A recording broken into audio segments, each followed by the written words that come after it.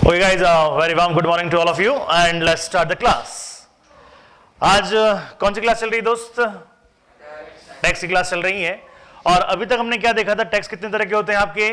Direct tax और indirect tax.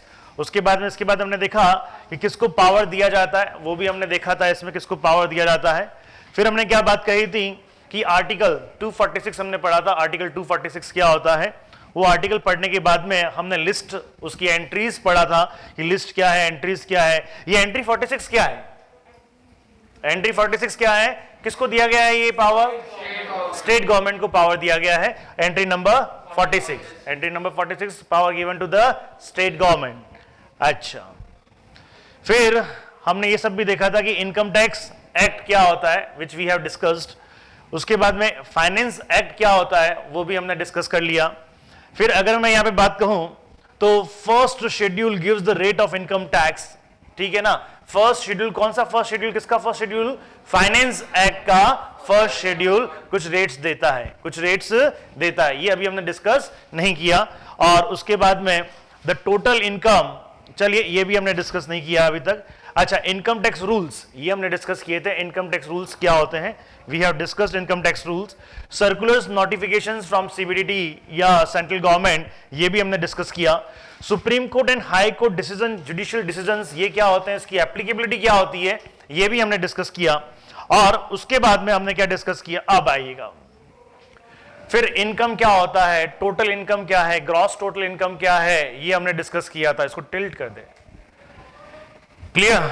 Now अब हम बात करते हैं, आज हम डिस्कस करेंगे यहां पे जो हमारा डिस्कशन का पार्ट होगा, वो डिस्कशन का पार्ट होगा concept of charge of income. Concept और चार्ज ऑफ इनकम आज ही हमारा बेसिक पार्ट होगा। ये हमारा क्या होगा? बेसिक पार्ट होगा। चलिएगा, अब मैं अगर यहां पे बात कहूं तो ये हमारी इनकम टैक्स थीम है साहब। क्या है ये? हमारी इनकम टैक्स थीम है। इनकम टैक्स थीम क्या कहती है? एवरी पर्सन जिसकी क्या है? Total income. एवरी पर्सन जिसकी क्या है? Total income in previous year exceeds maximum amount not chargeable to tax shall pay, ठीक है ना। कौन पे करेगा? वो पर्सन पे करेगा। शैल पे इनकम टैक्स कहां पे करेगा? इंडिया में। कौन से ईयर में? असेसमेंट ईयर में। At a prescribe rate subject to his residential status. Now अब ये पूरा एक तरह से आपका पूरा क्या लिख दिया गया? दिस इज द कंप्लीट, ये आपका कंप्लीट क्या है? This is your complete income tax. अब इसी लाइन को हमें टुकड़े टुकड़े करने पड़ेंगे और इसी लाइन के हमें पार्ट्स करने पड़ेंगे और इस लाइन के पार्ट्स करने के बाद हम समझेंगे कि ये क्या बला है, किस तरह से आता है। होप आपको समझ में आया होगा। तो वन बाय वन यहां पे ये पॉइंट समझ में आया सब आपको? क्या कहता है? Every person. तो सर पहला पॉइंट हम पढ़ेंगे यार, पर्सन क्या है। फिर हुज टोटल इनकम, कम बगत यही तो पढ़ना है हमें कि टोटल इनकम को कैसे कंप्यूट करते हैं। अच्छा, प्रीवियस ईयर क्या बला है, हमने डिस्कस किया है। एक्सीड्स, अब ये किससे एक्सीड करता है? Maximum amount not chargeable to tax. अब यहां पे अगर मैं बात कहूं, किसी की भी कोई भी इनकम होती है, क्या उसको टैक्स देना पड़ेगा? क्या साहब, उसकी इनकम एक लिमिट से ज्यादा होनी चाहिए और उस लिमिट को हम बोलते हैं maximum amount not chargeable to tax. Hope you understood. समझ में आया आपको? Maximum amount not chargeable to tax. अपन ये बात करते हैं अभी 2.5 लाख लेके चलते हैं। कितना लेके चलते हैं? 2.5 लाख। अगर किसी बंदे की इनकम कितनी है? 2.5 लाख तक है एनुअल इनकम, उसको टैक्स देने की जरूरत नहीं है। अच्छा, इनकम में भी हम यहां पे इनकम में भी बात करेंगे। एक तो क्या होता है आपका? जीटीआई। क्या होता है आपका? जीटीआई। जीटीआई में से क्या लेस करते हैं हम? डिडक्शन। क्या लेस करते हैं? डिडक्शन। तो क्या आता है बेटा? Total income. क्या आता है ये आपका? Total income. Hope you understood. समझ में आया आपको? अच्छा, अब यहां पे तो इस लाइन का, इस इस लाइन का मतलब क्या समझते हो? हाँ जी, हिंदी में बताओ, इस लाइन का मतलब क्या समझते हैं आप?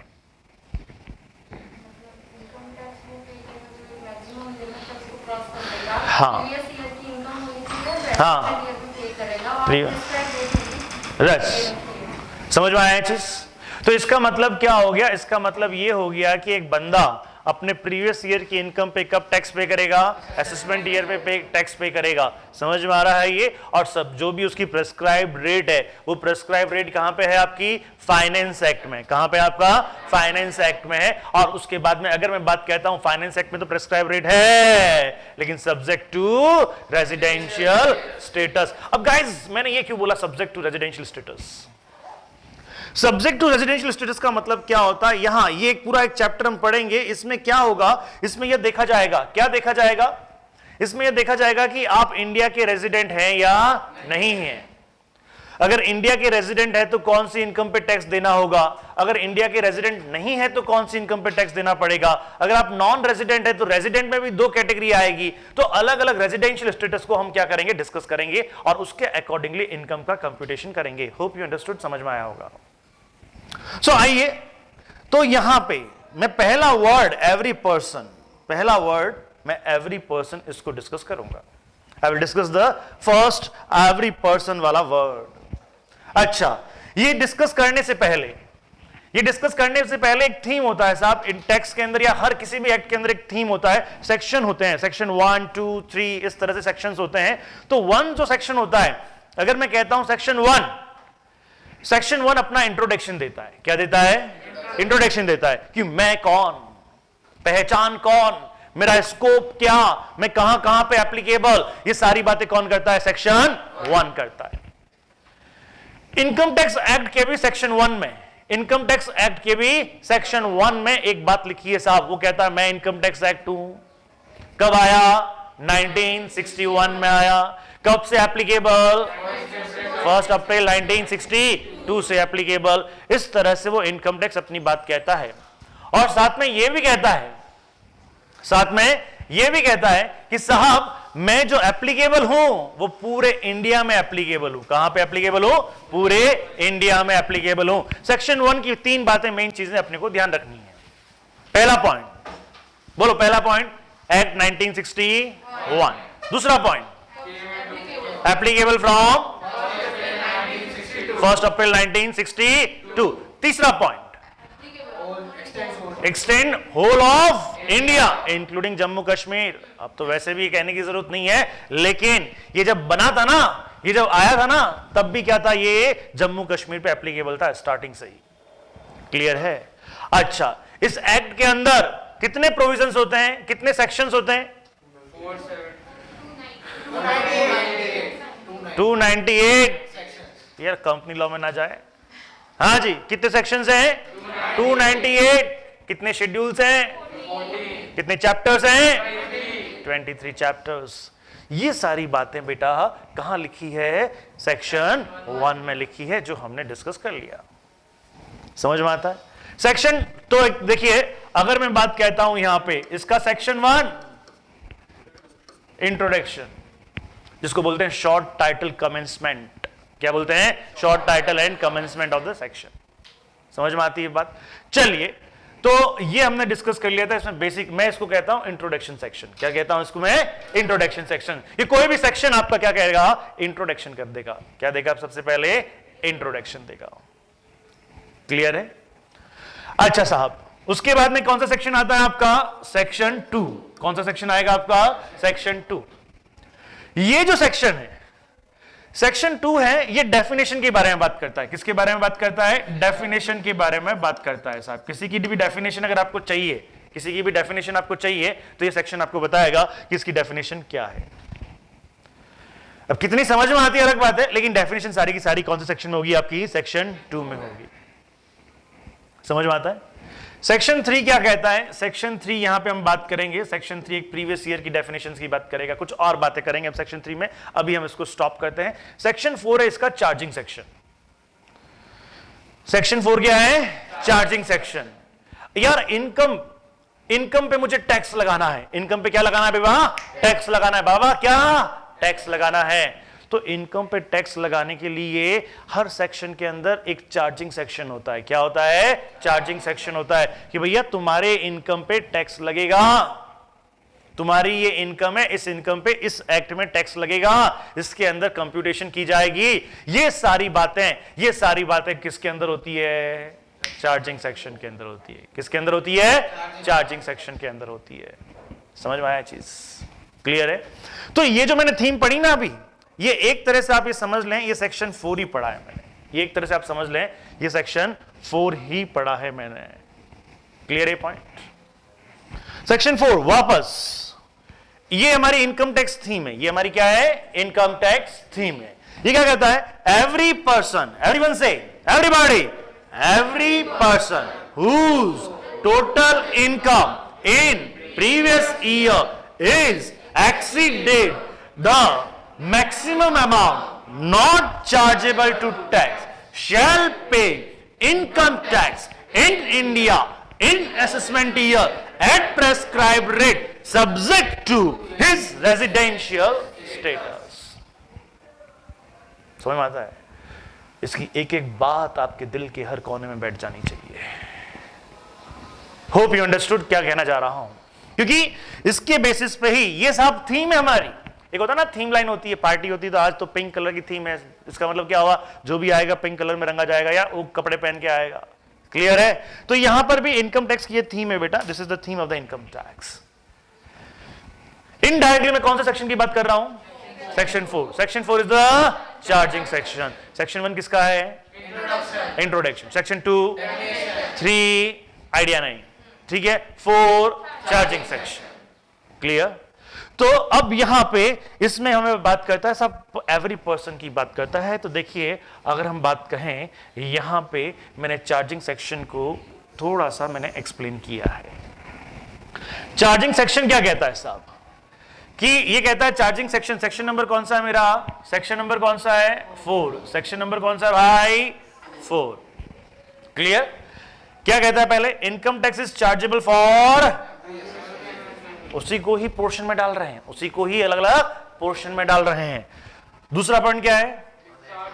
एवरी पर्सन, ठीक है, एज स्पेसिफाइड अंडर सेक्शन। हर पर्सन के पास में 31 रुपए का लिफाफा है, ये समझ लेना, ठीक है। लॉकडाउन में आपको किसी ने बुलाया है, लिफाफा लगाना है। कितने का लिफाफा लगाना है साहब? 31 रुपए का लिफाफा लगाना है। आप टॉप 50 की कैटेगरी में आ गए हैं। मतलब होता है ना 50 लोगों को बुलाना, 100 लोगों को बुलाना है। अफसोस मैं अभी तक नहीं आया, लेकिन आप लोग आ चुके हैं टॉप 50 की कैटेगरी में, टॉप 100 पर्सन की कैटेगरी में आप आ गए हैं साहब। यानी आपको इन्विटेशन आ गया है, लिफाफा लेके जा रहे हैं। कितने का? 31 रुपए का। 2 जने तो 2 ले जाओगे या 1 ले जाओगे? 2 ले जाओ यार, महंगा वाला, महंगाई है, 2 ले जाओ। समझ में आ रहा है? तो सेक्शन कौन सा है? 231। 231 में किसकी डेफिनेशन? पर्सन की डेफिनेशन। समझ में आती है? सेक्शन याद करना मुश्किल है क्या? 231 समझ में आ रही है? और इसमें क्या है? पर्सन। क्या है? पर्सन। समझ में आती है चीज? ओके, चलेगा, यहां पे बात करते हैं।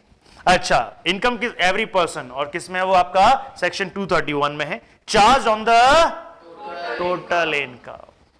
अच्छा, टोटल इनकम, टोटल इनकम कैसे कंप्यूट करेंगे भैया? Total income computed according with the provision. अच्छा, टैक्स, उस पर टैक्स लगेगा, तो टैक्स इज लेविड। किस रेट से लगेगा भैया? At the rate prescribe by finance act. समझ में आ रहा है? उस थीम को टुकड़, ओ भैया इधर देखें, हाँ, लाइट मत देखें, लाइट जगमग गया है, इधर देखें ना। उस थीम को हम क्या कर रहे हैं? डिवाइड कर रहे हैं। उस थीम को हमने क्या किया? डिवाइड किया। अच्छा, अब ये क्या बला है? इस बला को हम थोड़ा सा बाद में देखेंगे, ये अभी डिस्कस नहीं करते हैं। अच्छा, income tax act as amended on 1 April of any financial year shall apply for assessment of that year. समझ में आता है कि इस ईयर में जो भी आपका इनकम टैक्स, जो भी अमेंडमेंट्स हुए हैं, वो आपके असेसमेंट ईयर के लिए क्या होंगे? एप्लीकेबल होंगे। बात समझ में आती कि नहीं आती है? चलिए, तो ये सारी बातें यहां तक की सारी बातें क्या है आपका? किसकी बात की मैंने? थीम की बात की। थीम साहब कौन से सेक्शन में? सेक्शन 4 में। Section 4 charging section. Section 4 charging section. आइए जरा बात करें। अब हम बात करते हैं डेफिनेशन की। किसकी बात करेंगे बाबू? डेफिनेशन की। डेफिनेशन में देखिए सबसे पहला किसकी बात करेंगे? पर्सन। कौन से सेक्शन में? चलिए पर्सन 231 पर्सन की बात करते हैं। यहां पे जो डेफिनेशन है वो इंक्लूसिव डेफिनेशन है। कैसी डेफिनेशन है? इंक्लूसिव डेफिनेशन है। देखिए डेफिनेशन इंक्लूसिव भी हो सकती है, डेफिनेशन इंक्लूसिव भी हो सकती है, मीनिंगफुल भी हो सकती है और एक्सक्लूसिव भी हो सकती है। जैसे पर्सन इंक्लूड्स, ये लोग इंक्लूड करते हैं। Person means meaningful. Person excludes यानी इनको एक्सक्लूड कर दो, बाकी सबको इंक्लूड कर दो। बात समझ में आ रहा है? ये डेफिनेशन कैसी डेफिनेशन आपकी? इंक्लूसिव। कैसी डेफिनेशन आपकी? इंक्लूसिव डेफिनेशन है। समझ में आ रहा है ये चीज? ये कैसी डेफिनेशन आपकी? इंक्लूसिव डेफिनेशन है। क्लियर? Hope you understood. अब यहां पे देखें, पर्सन इंक्लूड सबसे पहला बात करता है इंडिविजुअल। किसकी बात करता है? इंडिविजुअल। ठीक है, आप हम सब इंडिविजुअल हैं। इंडिविजुअल का मतलब नेचुरल पर्सन। अभी बात करेंगे इंडिविजुअल। सेकंड, बंदा अकेला है, धीरे धीरे उसका परिवार बड़ा होता है, तो सेकंड है HUF। क्या है? HUF। ठीक है, फैमिली में कन्वर्ट होता है बंदा, HUF। हाँ जी, फैमिली में कैसे कन्वर्ट होते हैं बेटा? अरे बाय बर्थ नहीं, बाय बर्थ आप इंडिविजुअल होते हैं, शादी करके, फंस के। समझ में आ रहा है? तो वो आपका धीरे धीरे क्या होता है? आपकी फैमिली डेवलप होती। अच्छा, आप बिजनेस कर रहे होते हैं तो पहला क्या हो गया आपका? इंडिविजुअल। दूसरा क्या हो गया? H। तीसरा फर्म। तीसरा क्या है? फर्म। चौथा क्या है आपका? अब और बड़ा हो गए हैं आप, तो फर्म को और बिजनेस को बड़ा करना है, कंपनी। ठीक है, कंपनी। और कंपनी भी है और छोटे मोटे ग्रुप भी बन गए हैं। छोटे मोटे क्या बन गए हैं? ग्रुप भी बन गए हैं। AOP क्या है आपका? AOP का मतलब क्या होता है? Association of person. अभी क्या है थोड़ा डिस्कस करेंगे, एसोसिएशन ऑफ पर्सन। ठीक है, तो कहीं एक बॉडी ऑफ इंडिविजुअल, इंडिविजुअल लोग 4-5 लोग इकट्ठा होकर आ गए हैं तो उसको बोलते हैं बॉडी ऑफ इंडिविजुअल। बात समझ में आता है? हाँ जी, तो पहला क्या था आपका? इंडिविजुअल। सबसे एंड वाला भी क्या? अभी body of individual. Sir individual और बॉडी ऑफ इंडिविजुअल दोनों एक ही है क्या? अरे कुछ तो डिफरेंस होगा तब अलग अलग है। अभी देखते हैं क्या डिफरेंस है। पहला क्या है आपका? दूसरा, तीसरा, चौथा, पांचवा, छठा, सातवां। अब सातवां में क्या बोला? जो इन 6 में नहीं है, जो इन 6 में नहीं है वो 7वें में पाए जाते हैं। ठीक है, और बाकी सबको तो यहां पे डाल दिया, लेकिन 7वें में एक आर्टिफिशियल जुडिशियल पर्सन। क्या है? Artificial judicial person, AJP। AJP Abdul Kalam साहब नहीं, आर्टिफिशियल जुडिशियल पर्सन। 7 लोग हैं साहब, किसकी कैटेगरी में? पर्सन। इन 7 लोगों से आप टैक्स ले सकते हैं। समझ में आ रही है? क्या हर से टैक्स ले सकते हैं क्या? नहीं, जिसकी income maximum amount not chargeable to tax से एक्सीड करती है अभी के लिए, और बाकी अभी और बातें आगे हम करेंगे। बात समझ में आता है? देखिए पर्सन, पर्सन की डेफिनेशन सेक्शन 231 पहला पॉइंट इंडिविजुअल। दूसरा H, तीसरा, चौथा, पांचवा, छठा BOI बॉडी ऑफ इंडिविजुअल, और 7th point artificial judicial person. Hope यहां तक की गणित समझ में आती होगी। अब हम 1 बाय 1 चलेंगे कि इंडिविजुअल का मतलब क्या है। अच्छा, इंडिविजुअल का मतलब क्या है साहब? अकेला, नेचुरल पर्सन। ठीक है, तो देखिए अगर मैं बात कहता हूं यहां पे, ये आपको समझ में आया होगा? आया समझ में? इंडिविजुअल, ये वही बातें हैं जो कि, हाँ जी, एसोसिएशन ऑफ पर्सन। और यहां पे लोकल अथॉरिटी लिख दिया हमने, और एक्चुअली यहां पे आर्टिफिशियल जुडिशियल पर्सन भी कर सकते हैं, कोई दिक्कत नहीं है। समझ में आती है बात? आर्टिफिशियल जुडिशियल पर्सन में लोकल अथॉरिटी भी आ जाती हैं, ये सारी चीजें आ जाती है। हो क्लियर है ये चीज? चाहे आप, हाँ देती है बेटा। जैसे आप, इनसे सब कलेक्ट किया जा सकता है, इनसे सब टैक्स कलेक्ट। गवर्नमेंट भी तो बिजनेस करती है, गवर्नमेंट बिजनेस नहीं करती है? गवर्नमेंट भी बिजनेस करती है, गवर्नमेंट को भी इनकम होती है। समझ में आ रही है? तो गवर्नमेंट को भी उस इनकम में से अपना कुछ एक जेब में से निकाल के दूसरी जेब में डालना पड़ता है, टैक्स। आ रहा है, समझ में आ रहा है? वो सारी चीजें आएगी उसमें। क्लियर? हाँ, तो अब देखिए साहब,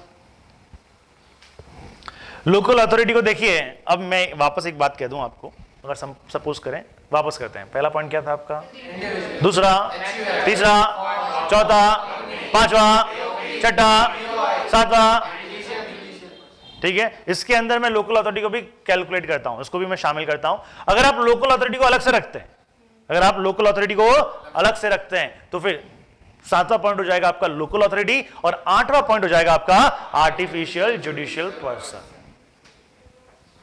समझ में आता है बात? वापस अब 8 बोल देंगे। अब क्या बोलेंगे? हम 8। कितने? हम 8। पहला, दूसरा, तीसरा, चौथा, पांचवा, छठा, सातवां लोकल अथॉरिटी। छठा आ गया 7वां एजेपी। समझ में आया? 7वां लोकल अथॉरिटी है और 8वां एजेपी। होप यू अंडरस्टूड, आपको समझ में आ गया होगा। क्लियर? वन बाय वन समझे हम। अरे भैया कहां जाया? अरे यार, हाँ जी, ओह आ रहा है। लुक, ये है, ये सब क्या है? ये सब इंडिविजुअल है और क्या है? Natural person. क्या है ये? Natural person. समझ में आता है?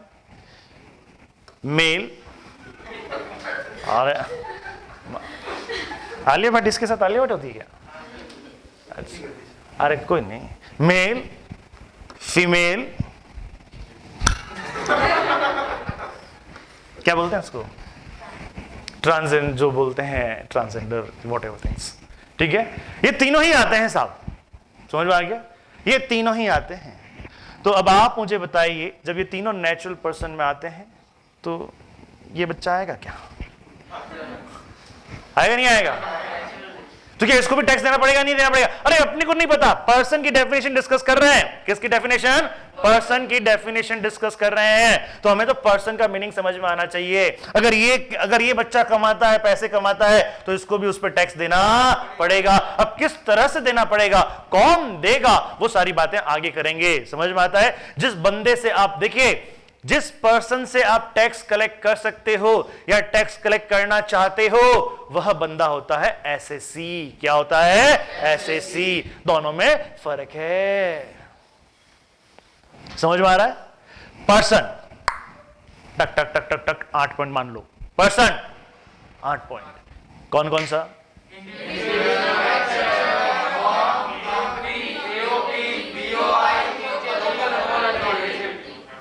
and AJP, very good sir, AJP, artificial judicial. अरे रिवर्स चलते देखें, याद है क्या? AJP local authority, BOI AOP company for individual. अरे वाह, बधाइयां। सेक्शन, अरे बाबा लिफाफा। समझ में आ रहा है चीज? बंद लिफाफे को हमने खोला तो इन सब की फोटो नजर आ गई, अभी और आएगी। क्लियर है? हाँ जी।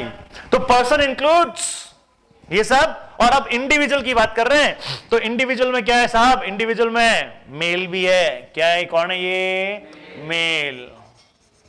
ये कौन? फीमेल। प्यार से बोलो बेटा।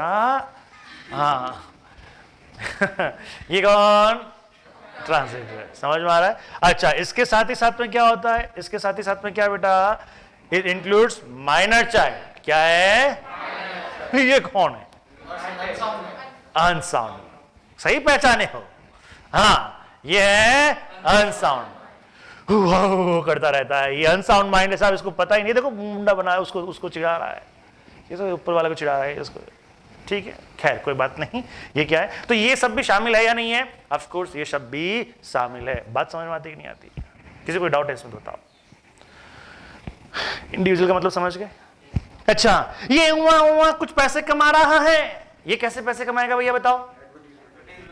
आपने देखा होगा है ना, जो छोटे बच्चों के ऐड आते हैं उसमें छोटे बच्चे ही होते हैं, बड़े बच्चे छोटे बन के जाते हैं? नहीं साहब, छोटे बच्चे ही होते हैं originally.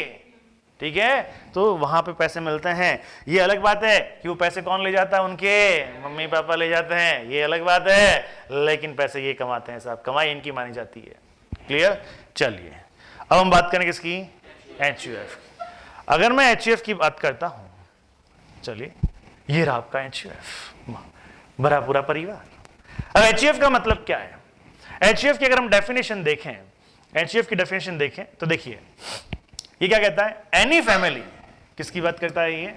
HUF family means any family which is a Hindu bye religion and its senior most male member is called सबसे पहले बताओ ये बात समझ में आई? हिंदू फैमिली होनी चाहिए।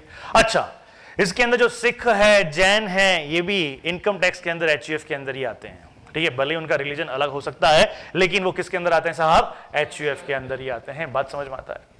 तो यहां पे HUF family means any family which is Hindu bye religion and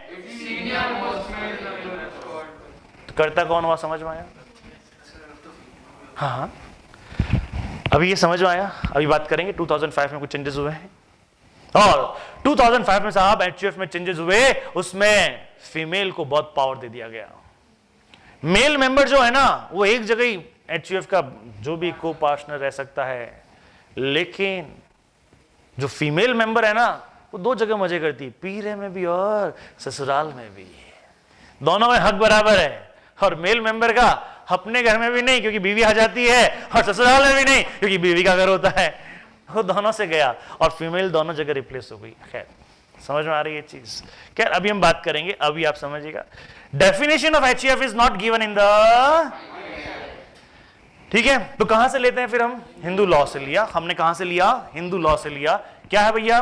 family, पहली बात फैमिली, पहली बात क्या?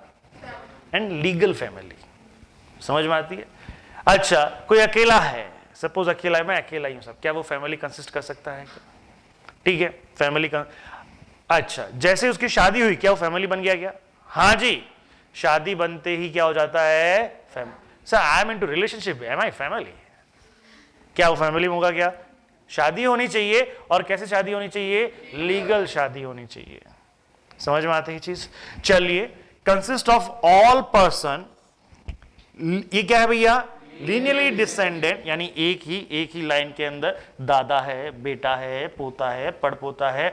देखिए HUF के अंदर भी क्या होता है, 4 पीढ़ी तक तो मामला सेट होता है मामला, ठीक है? हाँ जी, तो 4 पीढ़ी तक तो क्या होता है कि 4 पीढ़ी तक तो हिस्सा बनता है, डिस्ट्रीब्यूशन होता है। चौथी 4 पीढ़ी अपना डिमांड, अपने हिस्से का डिमांड कर सकती है, 5वीं पीढ़ी नहीं कर सकती। समझ में आ गया? जैसे सबसे पहले दादा, दादा के बाद बेटा, बेटा पोता, फिर पड़पोता, फिर लड़पोता, नड़पोता, तेरा पोता, नहीं मतलब, ठीक है? हाँ, समझ में आया? तो जो HUF के अंदर जो भी आपका HUF होता है क्या साहब? HUF होती है एक जॉइंट फैमिली। क्या होती है? Joint family. सीधी सी बात है, जॉइंट फैमिली है, बिजनेस कर रहे हैं, जॉइंट फैमिली के अंदर आप बिजनेस कर रहे हैं, और उसके अंदर सब लोग मेंबर्स भी होते हैं, साथ साथ खाना पकाते हैं, खाते हैं, साथ में बिजनेस करते हैं। तो हालांकि definition of HUF is not given in the income tax act. As per the HUF law क्या है भैया? Family which consist of all person linearly descendant from a common ancestor including and, तो बेटा भी आता है और बेटी भी आती है, हस्बैंड भी आता है और वाइफ भी आती है। क्लियर? तो अब यहां पे तो इस, और HUF को देखिएगा, HUF में क्या होता है? HUF की भी 2 प्रथाएं, स्कूल्स कितनी है? 2 स्कूल्स हैं। पहले इस HUF का मीनिंग देख लेते हैं। तो HUF के मीनिंग में हम आगे बढ़े हैं, तो ये देखिए, ये HUF का मीनिंग समझ में आता है। ये क्या है भैया बताओ? इसमें डिफरेंस क्या है? हाँ जी, ये जॉइंट फैमिली है, ये सीनियर मोस्ट मेंबर करता, ये को पार्टनर बेटा, हाँ बेटा, को पार्टनर और मेंबर में क्या डिफरेंस होता है? नहीं, को partner is having right to demand his share, वो पार्टीशन की डिमांड कर सकता है। समझ में आ रहा है? मेंबर्स पार्टीशन की डिमांड नहीं कर सकते। हालांकि इनके बाद में मेंबर्स रहेंगे, सारे लोग मेंबर्स रहेंगे, इनकी भी फैमिली मेंबर्स रहेंगे, लेकिन जो को पार्टनर होते हैं वो HUF की प्रॉपर्टी में अपने पार्टीशन का डिमांड कर सकते हैं। समझ में आ रहा है चीज? चलिए अब यहां पे देखें तो साहब ये भी एचयूएफ का एक फॉर्म है, ये भी एचयूएफ का एक। अच्छा, एचयूएफ के लिए बच्चा होना जरूरी है क्या? कि फैमिली, पूरी फैमिली कैसे होगी? क्या बच्चा होना जरूरी है क्या? तभी तो आगे होगा। हाँ, लेकिन एचयूएफ इनकम टैक्स एक्ट के अंदर एचयूएफ को क्रिएट करने के लिए बच्चे की आवश्यकता नहीं है। ठीक है, माना फैमिली बच्चे बिना अधूरी है, लेकिन यहां आपके भावनाओं की बातें नहीं करते, इनकम टैक्स की बात करते हैं। और इनकम टैक्स के अंदर, हे बाबू, और इनकम टैक्स के अंदर, समझ में आ रहा है? इनकम टैक्स के अंदर एचयूएफ के लिए फैमिली का होना, फैमिली का मतलब क्या होता है? मियां बीबी। आप उनसे भी एचयूएफ क्रिएट कर सकते हो। क्लियर? तो आपकी क्या होनी चाहिए? मैरिज होनी चाहिए। कैसी marriage? Legal marriage, certified marriage, certificate होना चाहिए आपके पास में। तो एचयूएफ जो बेटा है ना, अगर मैं एचयूएफ की बात करूं तो देखो एचयूएफ ये दोनों क्रिएट कर सकते हैं। ये कौन है? ठीक है, बाद में ये हो जाता अलग बात है, वो दिक्कत अलग बात है। ठीक है, लेकिन क्रिएट करने के लिए स्टार्टिंग में क्या है? ये लोग एचयूएफ क्रिएट कर सकते हैं। ये कौन है? हस्बैंड और वाइफ। हस्बैंड वाइफ के रूप में ही देखें इनको, और किसी रूप में ना देखें। समझ में आया चीज? चलिए, तो अब एचयूएफ को क्रिएट करने के लिए, एचयूएफ को क्रिएट करने के लिए क्या क्या चाहिए होता है? सबसे पहले बंधन। काहे का बंधन? शादी का बंधन। ठीक है, अग्नि के फेरे।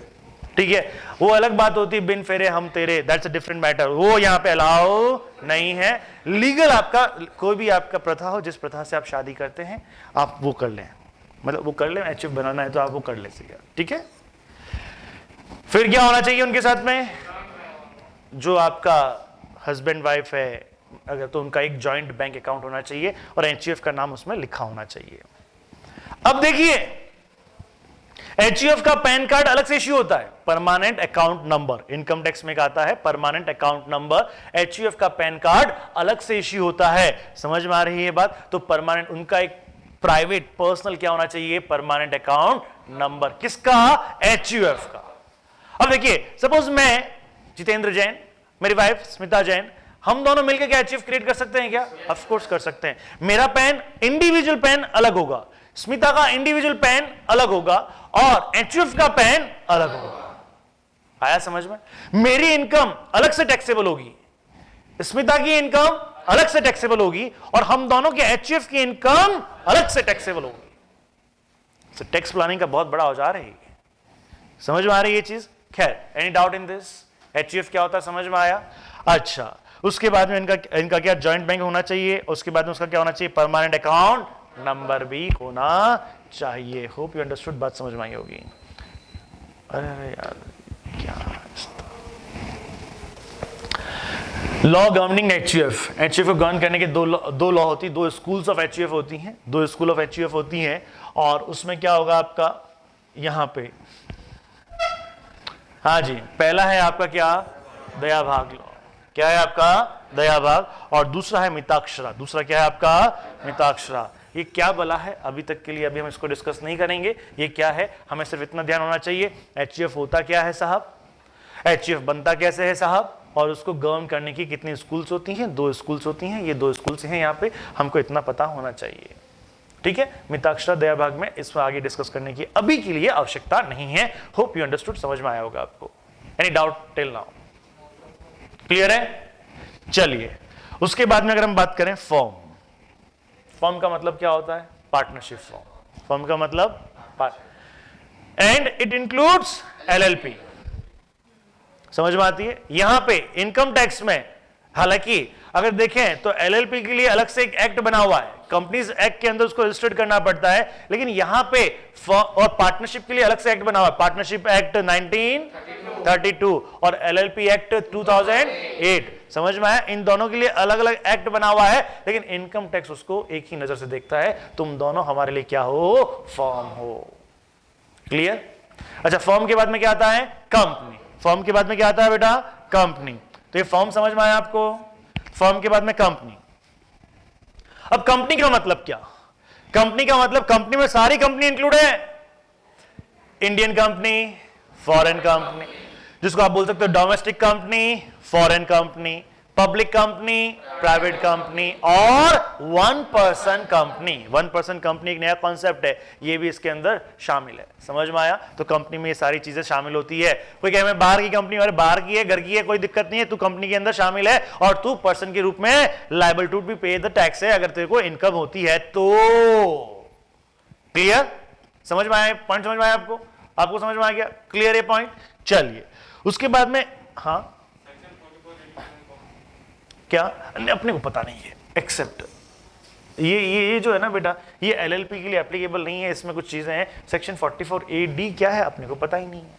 अभी तो हम सेक्शन 4 की ही बातें कर रहे हैं, ठीक है? उसमें भी पर्सन की डेफिनेशन आई, तो पर्सन का मतलब क्या होता है? 231 में गए तो उसने 8 प्रारूप दे दिए, तो उसमें से भी हम 1 बाय 1 वो डिस्कस कर रहे हैं। समझ में आता है चीज? हाँ जी। कंपनी समझ में आया आपको? अब एओपी समझने से पहले हम समझते हैं बीओआई, बॉडी ऑफ इंडिविजुअल। चलिए क्या समझते हैं इस फोटोग्राफ से? हम साथ साथ तो हैं, कौन कौन साथ है? इंडिविजुअल्स। ये सारे नेचुरल पर्सन है। इंडिविजुअल का मतलब नेचुरल पर्सन। क्या ये हाथ किसी रोबोट का हो सकता है क्या? हाँ रोबोट नहीं साहब, ऐसा अगर इंडिविजुअल पर्सन ने ग्रुप बनाया है जिसके सारे मेंबर क्या हैं? इंडिविजुअल पर्सन्स हैं, तो वह ग्रुप क्या कहलाएगा? Body of individual. यानी बॉडी ऑफ इंडिविजुअल कह दें, या इसको मैं ये भी कह सकता हूं, ये क्या है? Group of individuals.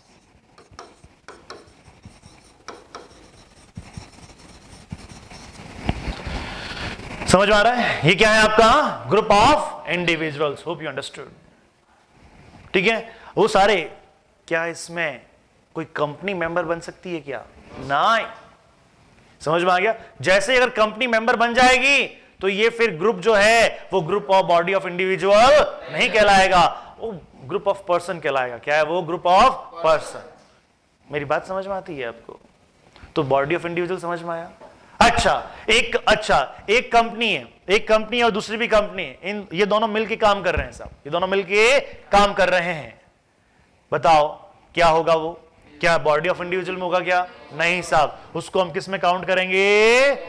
एओपी में। किस में काउंट करेंगे? एओपी में। एओपी का मतलब क्या है? कोई भी पर्सन हो, देखो इंडिविजुअल भी पर्सन है, फर्म भी पर्सन है, और कौन सा पर्सन है? एचयूएफ भी पर्सन है, और कंपनी भी। अगर ये सारे लोग भी इकट्ठे आके कुछ काम करते हैं, ये भी तो एक ग्रुप है भाई। एक कंपनी आ गई, एक फर्म आ गई, एक इंडिविजुअल आ गया, ये सब भी तो आ सकते हैं ना, साथ में काम कर सकते हैं। एक फर्म आ गई है, आपका कोई लोकल अथॉरिटी आ गया है, ये सब मिलके काम कर रहे हैं साहब, कोई साथ में प्रोजेक्ट है साहब, कोरोना भगाओ प्रोजेक्ट है जिसमें सब लोग मिलके साथ में काम कर रहे हैं। हो सकता है नहीं हो सकता है? तो बताओ वो किस में आएगा? क्या इंडिविजुअल में आएगा? नहीं। एचयूएफ में आएगा? नहीं। पार्टनरशिप में आएगा? फर्म में, कंपनी में? ना। बॉडी ऑफ इंडिविजुअल में? ना। वो क्या है? Association of person. तो एओपी और बीओआई में फर्क समझ में आया? दोनों ग्रुप हैं, एक ग्रुप तो सिर्फ इंडिविजुअल का है और एक ग्रुप किसका है? पर्सन्स का है। उसमें इंडिविजुअल वाला ब्ला ब्ला ब्ला सब हो सकता है। हो आपको समझ में आया होगा? क्लियर है? पॉइंट क्लियर है साहब? हाँ जी। तो एओपी समझ में आया आपको? अच्छा, बीओआई समझ में आया आपको? फिर तो कुछ नहीं है। Local authority. अब लोकल अथॉरिटी में क्या क्या आता है भैया? देखें लोकल अथॉरिटी में क्या है? लोकल अथॉरिटी लोकल लेवल पे जो काम करती है। हमारे यहाँ पे लोकल अथॉरिटी क्या है? नगर निगम। गांव में जाए तो लोकल अथॉरिटी क्या है? पंचायत। इनकी भी इनकम होती है साहब, इनकी भी इनकम होती है, इनकी भी कुछ फीस होती है, इनकी भी इनकम होती है। तो यस, लोकल अथॉरिटी में पंचायत है आपका, म्युनिसिपैलिटी है आपका, ठीक है ना? इस तरह से जो लोकल लेवल पे एज ए अथॉरिटी काम करते हैं, that is called the local authority. और सबसे बाद में एंड में क्या हो जाता है? एनी, क्या है? एनी अदर आर्टिफिशियल, ये क्या है आपका? Artificial judicial person. समझ में आया आपको? हाँ, कैंटनमेंट बोर्ड क्या होता है? ये म्युनिसिपल पोर्शन का ही एक पार्ट होता है। इसी का जहाँ पे म्युनिसिपैलिटी नहीं होती है वहाँ पे नगर पालिका। समझ में आ रही है बात? नगर निगम, नगर पालिका, इस तरह से जो होता है ना, दैट इज कॉल्ड। क्लियर? और उसके बाद में क्या है आपका? एक आर्टिफिशियल जुडिशियल पर्सन। भैया any other person which is not covered under above. ये है पर्सन की डेफिनेशन। होप आपको समझ में आई होगी। पर्सन की डेफिनेशन को याद करना है क्या सर? बिल्कुल करना है, 100% करना है। कभी कभी इसकी डेफिनेशन को ही पूछ लिया जाता है, तो आपको पर्सन की डेफिनेशन को याद करना है। याद हो गई होगी मेरे हिसाब से। अच्छा, क्या every person is SSC? No, every person is not SSC. So, और अच्छा दूसरा, every SSC must be person? Yes, समझ में आया? हर पर्सन एसएससी नहीं हो सकता, लेकिन हर एसएससी को पर्सन होना पड़ेगा। तो सर एसएससी का मतलब क्या? एसएससी का मतलब होता है जिससे इनकम टैक्स वाले क्या मांगते हैं, सिंपल वर्ड में बात कहें। डेफिनेशन डिस्कस करेंगे उसकी डेफिनेशन भी हम डिस्कस करेंगे। कल हमारा यही काम होगा कि we will discuss the SSC definition, section 2 subsection 7 हम डिस्कस करेंगे। लेकिन आपको बेसिक समझ में आना चाहिए what is the difference between person and SSC. SSC means simple word में जिससे इनकम टैक्स वाले क्या मांग सकते हैं, टैक्स मांग सकते हैं, या कोई प्रोसीडिंग चल रही है, उस पर प्रोसीडिंग चल रही है, कोई कार्यवाही चल रही है। अब वो कहते हैं मैं टैक्स नहीं दे सकता, मैं तो हुई नहीं, मेरे तो 2.5 लाख से कम इनकम है, लेकिन इनकम टैक्स वालों को लगता है कि नहीं इसकी इनकम ज्यादा है, कोई प्रोसीडिंग बिठा दी, कोई इन्वेस्टिगेशन बिठा दिया, वो एसएससी माना जाएगा। क्लियर है? अब ये क्या बला है, that we will discuss tomorrow. Hope you understood this class. Clear है? एसएससी करवा दूं, आज ही करवा दूं? मैम आ गए हैं क्या? देख तो मैम आए क्या? मैम नहीं आए तो अपन ये डिस्कस कर लेते हैं एसएससी का मतलब। हाँ जी, चलिए तो चलिएगा। सो विल स्टार्ट डिस्कस कर लेते हैं हम एसएससी का मीनिंग भी। समझ में आया यहाँ तक? सेक्शन कौन सा एसएससी का? 2 सबसेक्शन 7। जो 7 तरह के पर्सन थे, पहले हमने 7 तरह के पर्सन देखे ना, वो एक और बाद में घुसाया। तो जो 7 तरह के पर्सन है ना, वो क्या है आपके एसएससी में आते हैं, ये आते हैं, वो एसएससी में आते हैं। तो एसएससी की डेफिनेशन सेक्शन 2 सबसेक्शन 7, आइए जरा देखें। अरे हाँ जी, सो अब हम किसकी बात करते हैं? Definition of SSC. किसकी बात करेंगे? Definition of SSC. कौन सा section? 2 subsection 7। Clear? SSC means, इसका मतलब होता, अच्छा अब ये जो डेफिनेशन देखिए, वो पहले वाली डेफिनेशन क्या थी? इंक्लूसिव। क्या थी? इंक्लूसिव। अब ये मीनिंगफुल। समझ में आ रहा है? SSC means any person. Oh my goodness, इसका मतलब क्या हो गया? एसएससी के लिए सबसे पहले आपको क्या होना जरूरी है? पर्सन होना जरूरी है। एक घोड़ा दौड़ रहा है, पैसे कमा रहा है, ठीक है? रेस के घोड़े होते हैं ना, तबड़क तबड़क दौड़ रहे हैं साहब, पैसे कमा रहा है दनादन, घोड़े पे लगाओ, ये लगाओ। रेस कोर्स देखा होगा ना आपने, टीवी में देखा होगा, नहीं तो कहीं भी देखा तो होगा आपने। हाँ जी, घोड़ा कमा रहा है, लाखों रुपए कमा रहा है, ठीक है? इनकम टैक्स वाले आए और उस बंदे से बोले, ये पैसा मैं थोड़ी कमा रहा हूं साहब, घोड़ा कमा रहा है। और घोड़ा जो है तबड़क तबड़क, ये घोड़ा पर्सन की डेफिनेशन में नहीं है, तो साहब इस पे टैक्स भी नहीं हो सकता। क्या सही है क्या? नहीं साहब। क्लियर? तो यहां पे अगर मैं बात कहूं, एसएससी मींस एनी पर्सन, कोई भी पर्सन, इसके लिए पर्सन होना जरूरी है। बाय हुम एनी टैक्स और any other sum of money is payable. ये जो any other sum of money है, ये बाद में ऐड किया गया। पहले सिर्फ यही था। हुआ क्या कि इनकम टैक्स वाले ने कहीं पर रेड मारी, ठीक है? सर्च सीजर किया, रेड मारी, और वहां पे बहुत 2 नंबर की इनकम मिली। और उस 2 नंबर की इनकम मिली तो उसमें मान लेते हैं कि 50 लाख की इनकम मिली, तो इनकम टैक्स वाले ने बोला कि इस पे आपको क्या देना पड़ेगा?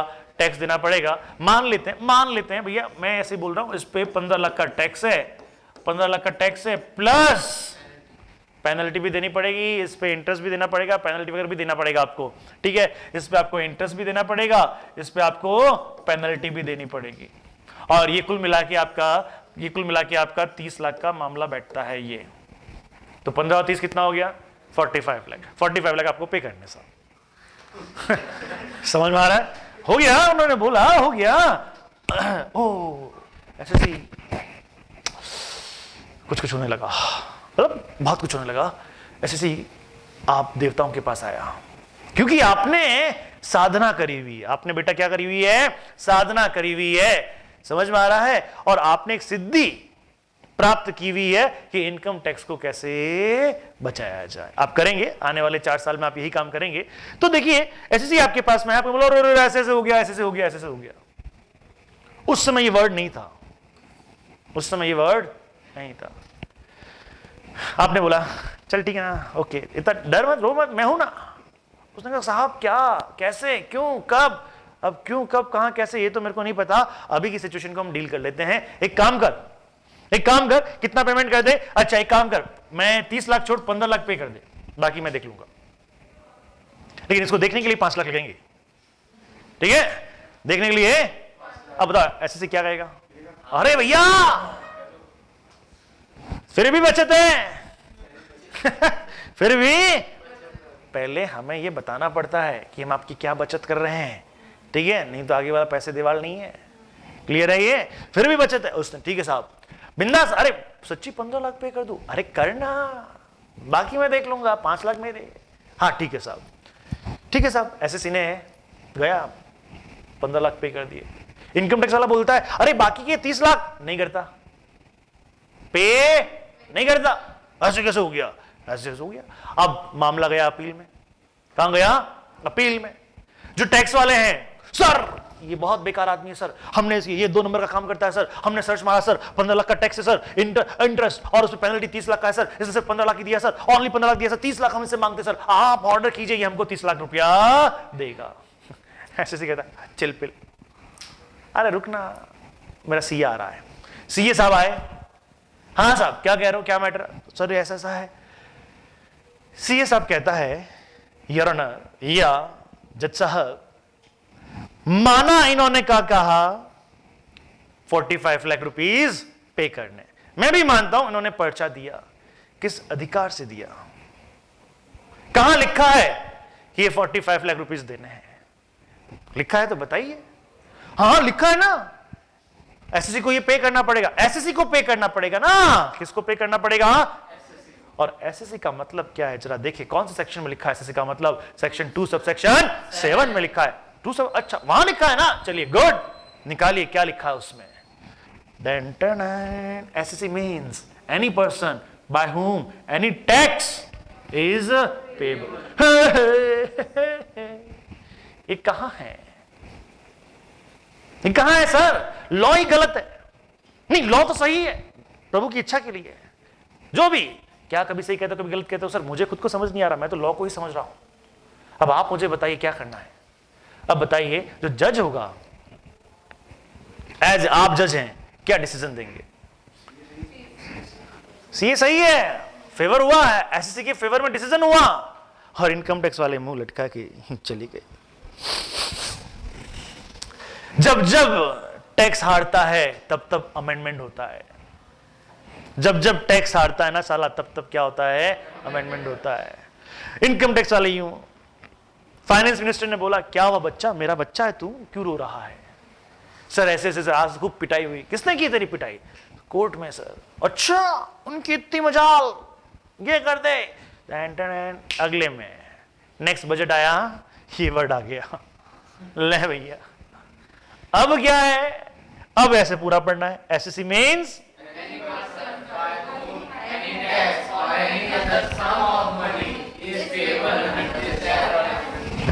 एंड इंक्लूड, साला मीनिंग तो दिया ही दिया, अब साथ में और क्या कह दिया, ले लपेटे में और एंड इंक्लूड्स, अभी और भी है काको सा, तू अगर यहां समझता नहीं है तो और इसमें समझ ले।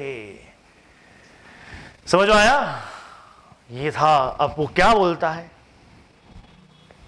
पहला पॉइंट बोलता है क्या, इंक्लूजन का पहला पॉइंट बोलता है, क्या बोलता है वो, एवरी पर्सन, क्या बोलता है वो, again person in respect of home any proceeding का मतलब समझते हो ना, कुछ एक्शन लिया गया है, कुछ कार्रवाई चल रही है, कुछ इन्वेस्टिगेशन चल रहा है, under this act has been taken for the assessment, assessment of का मतलब क्या हो गया? To determination of income. Assessment का मतलब क्या होता है? टू डिटर्मिनेशन ऑफ इनकम, यानी किसी भी पर्सन के अगेंस्ट में या किसी भी पर्सन के ऊपर डिटर्मिनेशन ऑफ इनकम की प्रोसीडिंग चल रही हो। समझ में आया? वो चाहे तो इनकम उसकी खुद की हो सकती है, चाहे तो इनकम क्या हो सकती है? उसकी खुद की हो सकती है, या income of any other person की भी हो सकती है। कभी कभी ऐसा भी होता है कि इनकम आपकी नहीं है लेकिन टैक्स आपको देना है। जैसे अभी छोटे बच्चे की बात कही, छोटे बच्चे की इनकम है लेकिन वो टैक्स थोड़ी ना देगा, ठीक है। अब अगर ऐसा होता, छोटा बच्चा में जो घोड़े वाला एग्जाम्पल यहीं आ जाता, छोटा बच्चा वो दौड़ रहा कर रहा है, 2 साल का बच्चा है लेकिन वो कमा रहा है, इनकम टैक्स वाले आए, माँ बाप ने बोला टैक्स तो ये दे, कमाई तो इसकी दे दो। समझ में आ रहा है? तो इसमें ऐसी कंडीशन में क्या हो जाता है बेटा, यहां पे क्लबिंग के प्रोविजंस आते हैं। क्या आते हैं? क्लबिंग के प्रोविजंस आते हैं।